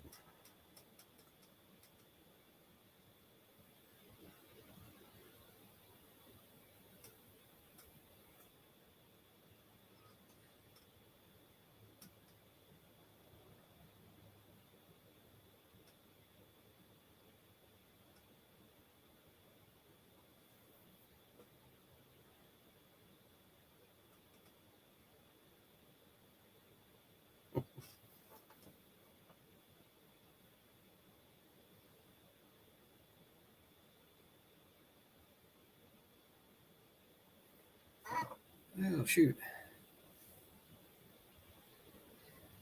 Yeah, I've been Brett's been in the chats for a pretty good while now.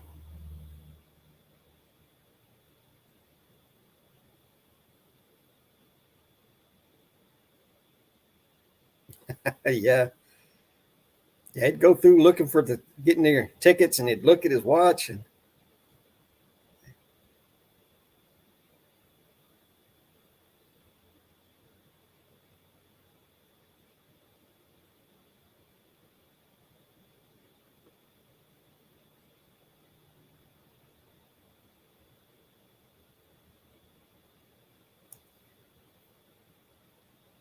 well, guys, I hate to do it, but I have run out of things to talk about. We've been on a little over an hour and a half.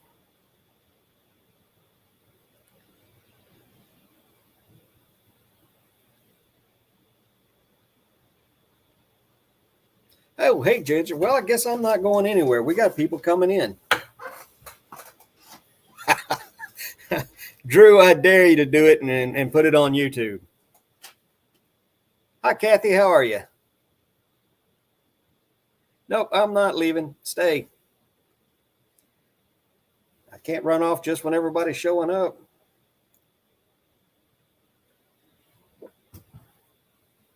You guys do any more work on the office this week?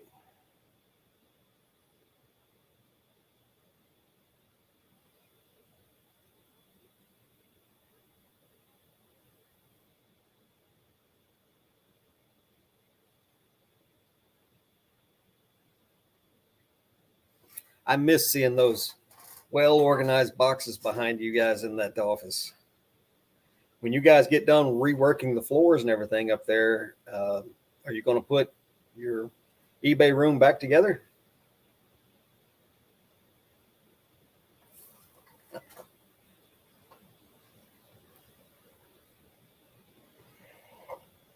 Oh.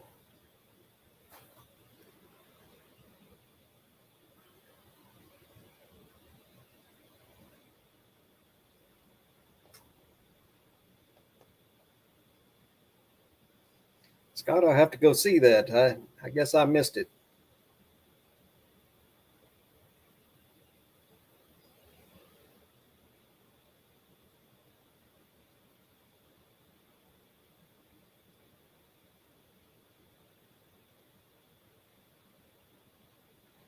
Scott, I've never handled the Seiko Bond watch before, but if you send it to me, it's highly possible I can put a new battery in it. Oh, you already sold it. At the time, there may not. It may have had a proprietary battery in it that nobody had access to except Seiko. Um, when they came out with the Seiko Kinetic watches, they had a capacitor in them, which was just a standard size battery that they tack welded a little contact onto it. And they were recharging batteries that were never meant to be recharged. So those batteries would fail, and we would literally have to send the entire watch to Seiko so they could put another faulty capacitor battery into it and send it back to us. And it was a pain in the neck until they started releasing purpose-built capacitors for those things.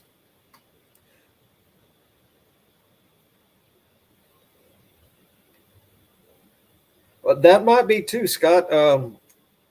What happens when a battery dies? The electrical charge goes down, but the resistance goes up. So there may have been a delicate circuit on there that couldn't handle that much resistance. We actually have an electrician in the chat tonight. He probably explain it better than I can.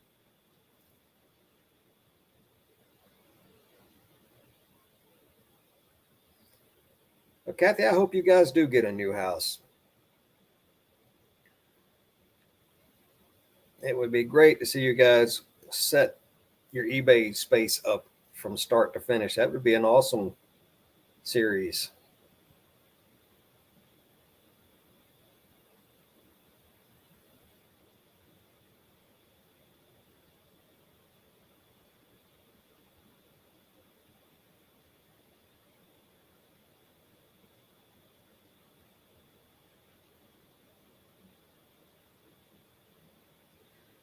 Now, I did recently handle and sell a James Bond Omega watch, but it was a mechanical, not a battery.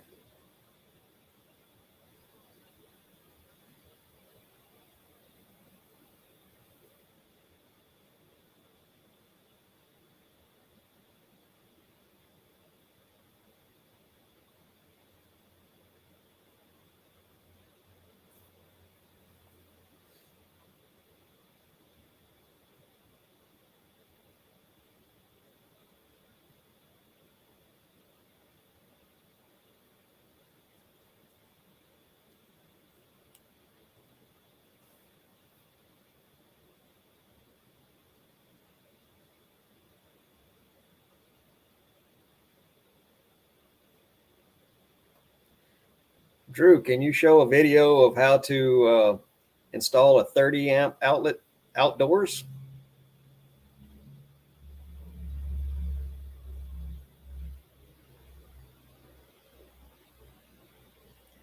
Scott, I could have been. Uh, I've slept since then, so I don't know. I've seen so many tubs and bowls and buckets of watches in my time that it's hard for me to remember a particular one. In fact, earlier tonight on Osborne the Thrifts Live, uh, I've told a story about a rusty coffee can full of junk watches that I bought at an estate sale out of a barn. And in the bottom of that thing was an Omega watch that sold for $6,000.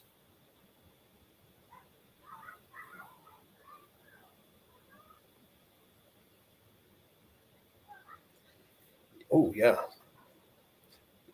I seem to remember something like that, but that's not a rare occurrence. The late 60s Seiko dive watches are highly popular.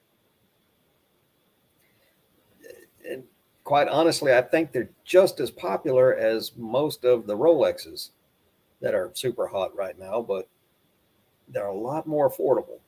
But they still do bring really good money. I can remember 15, 20 years ago, you couldn't give a vintage Seiko away, and now you got people lined up to bid on them.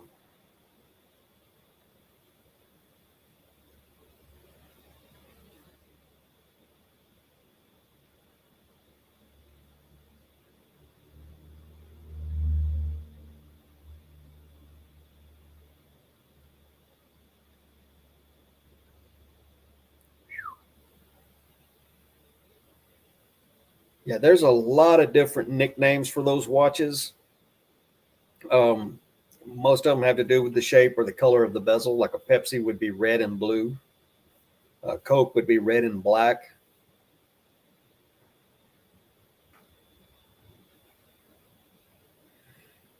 No, Brett, automatic watches, modern automatic watches are absolutely worth it.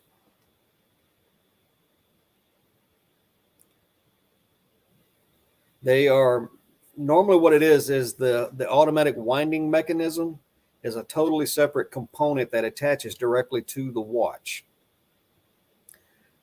So it's anywhere from 2 to 3 screws that hold it all together, hold it the mechanism to the watch, and then it just has one gear that goes in and winds the ratchet wheel on your uh, regular movement. And honestly, they've pretty much perfected it. And it's a lot less hassle than having to remember to wind your watch every day. Now, something about automatic wind watches, with the exception of Seiko, 99% of all automatic watches are not designed to wind a watch up. They are designed to maintain a watch of wind that you put on them. So if you have an automatic wind watch just sitting there shaking it, unless you're playing table tennis 6 hours a day, you're not going to keep that watch wound up. But 20 or 30 winds on the knob, and then you wear it and you're active, and it should keep itself wound up.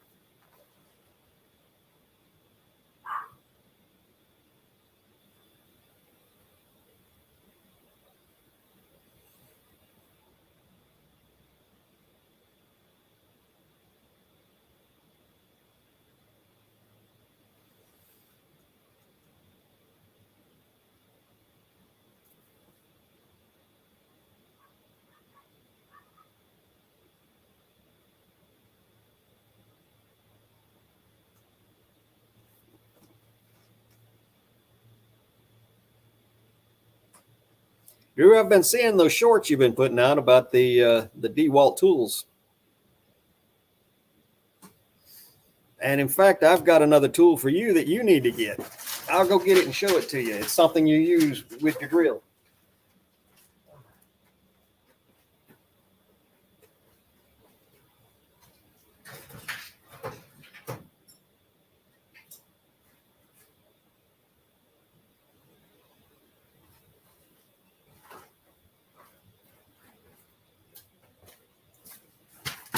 Oh, sacrifice another label.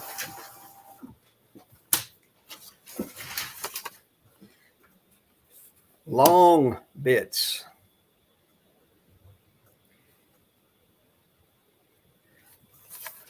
I love these long bits. I almost never use the little standard short size bits on them damn things anymore.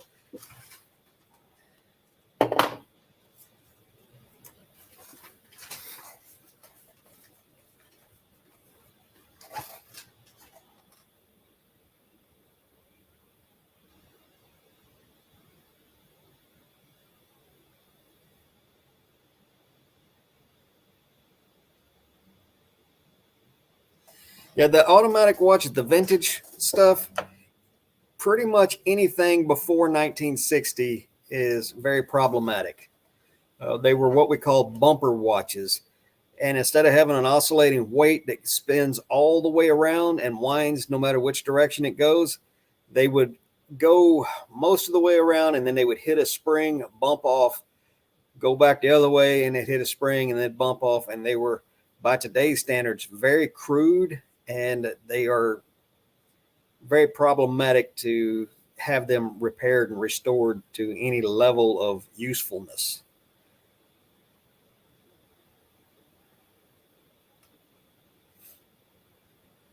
Kathy, I have noticed that from time to time.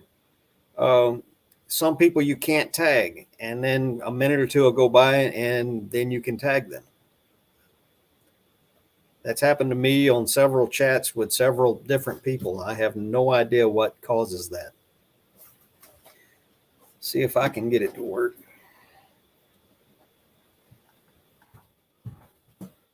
Yeah, it works for me.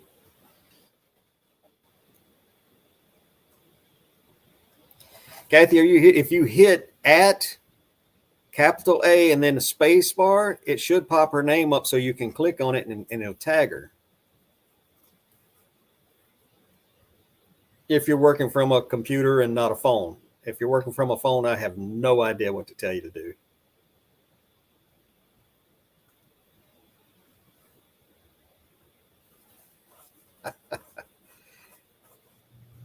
Cool.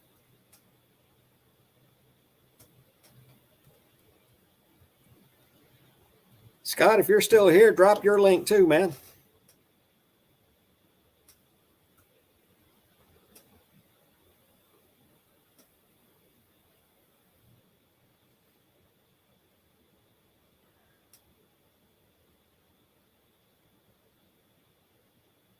Hey, Kathy, I got to ask.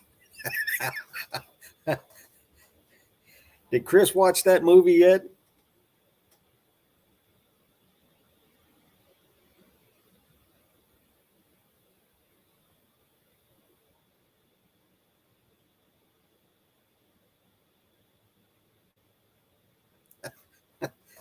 Scott's not here, and your name ain't Dave. I found my copy of it. It's on VHS though, and I've got it listed on eBay.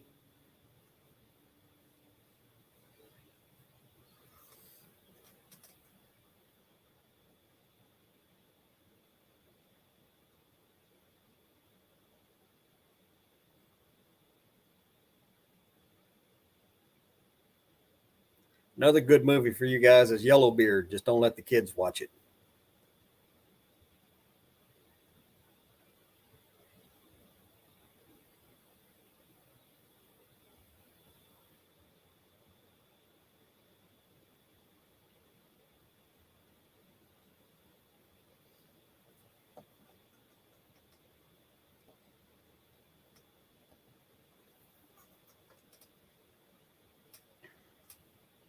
I listed a VHS player and a combo unit today. I sell a lot of those things. And every once in a while, when I'm testing one, just to have a little noise in the shop, I'll put one of my old VHS movies in there and let it play. No, Drew, it's not like Old Yeller. Yellowbeard is it's a funny movie, but it's not for little ones.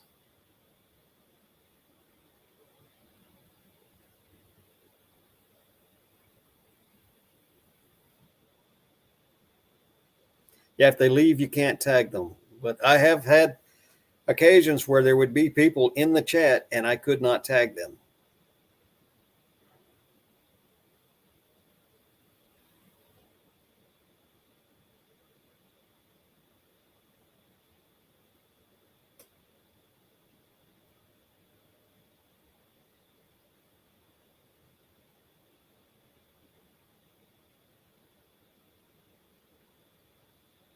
And Ping, I've never tried that, so I wouldn't know.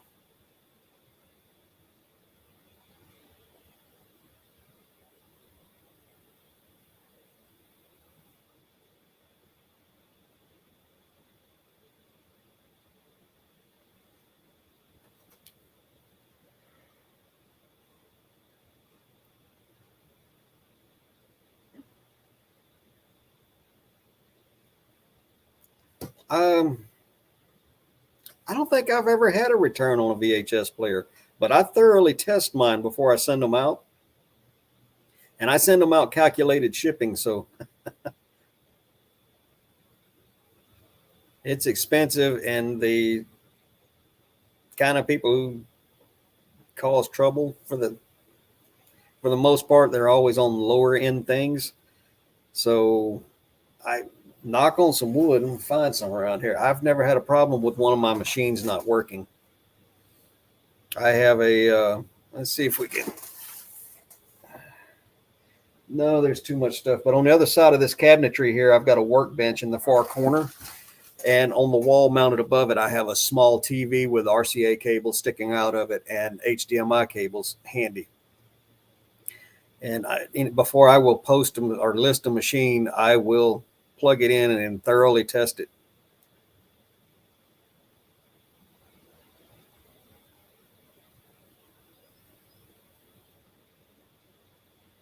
Money Pit. I don't think I've ever heard of Money Pit.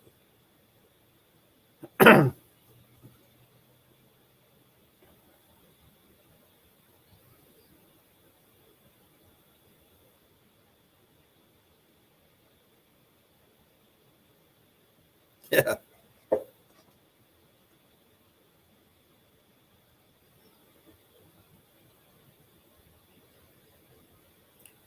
And again, a lot of the combo units, especially the DVD recorders I sell, I have two or three buyers that are freight forwarders that buy them from me. And I never have a problem with those things. Tom Hanks, Money Pit. Yeah, I guess I've never seen it. I thought I'd seen all his movies.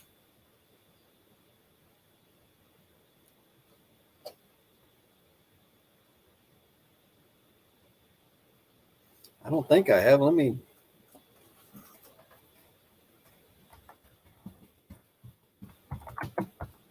look it up right quick.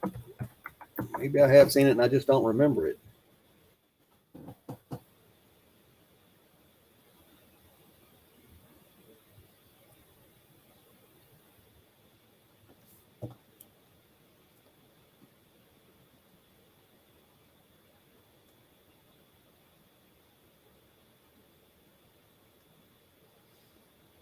Oh, that's the woman from Cheers. One of them, Shelley Long. Yeah, let's see.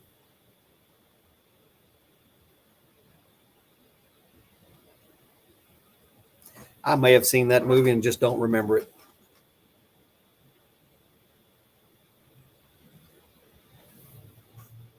A lot of time, electronics, especially VHSs and combo units, they have serial numbers. I just got back yesterday a Toyota radio. Guy bought it. I sent it out. It was for a Highlander. He said it wouldn't fit his Tacoma, so he wanted to send it back and get a refund. I'm like, well, of course you can return it, and as soon as I get it back and match up the serial number, I will send you a refund. I did not refund his original shipping,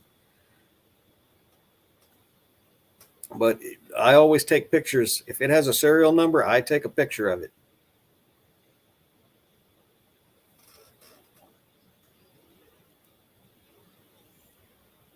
Nope, it's Shelley Long, not Sally. Looking at it right here.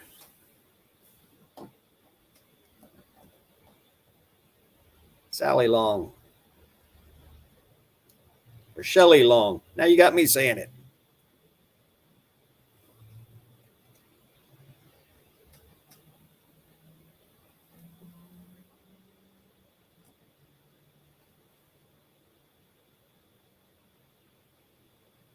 That looks like an older version of Mouse Hunt.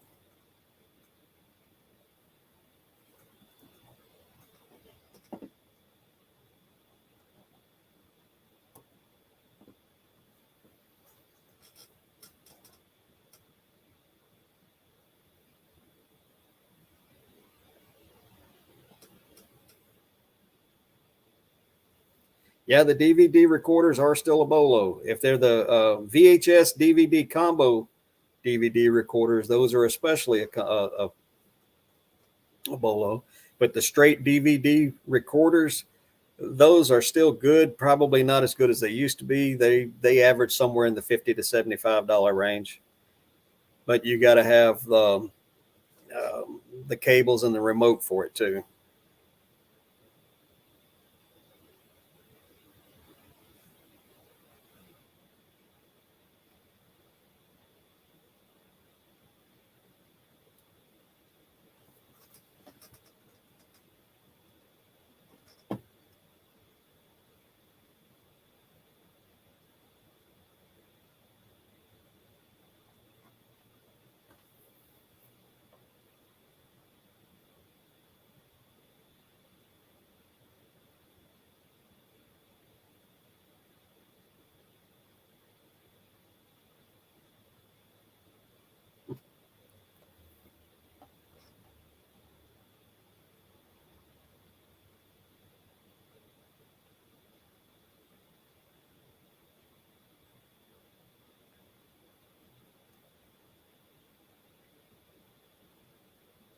Sorry, guys, I'm trying to catch up to this chat or go back and see what all I missed.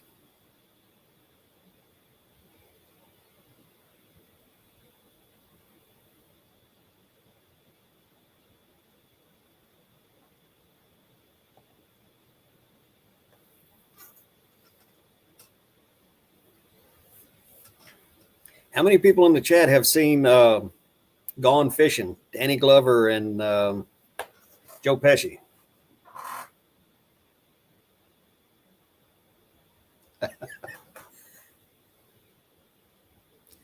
Yeah, Scott. I every time my wife wants me to do something, she thinks it's as simple as the YouTube video or the home improvement show she just watched. And I'm like, you don't understand. Every time you start working on a house and you take things apart, you find more stuff behind it that has to be done before you can put it back together.